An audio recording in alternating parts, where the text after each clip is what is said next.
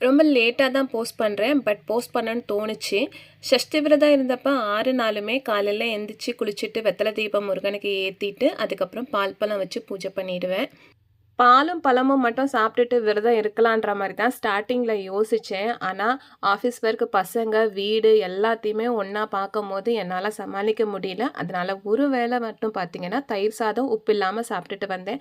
அதுவுமே கடைசி 2 நாள் கொஞ்சமா உப்பு போட்டு சாப்பிட்டேன். அண்ட் என்னைக்கோ ஒரு நாள் வந்துட்டு ஒரு வேளை லெமன் ரைஸ் கூட சாப்பிட்டேன். ரொம்ப பெர்ஃபெக்ட்டாலாம் விரதம் இருக்கல நானு.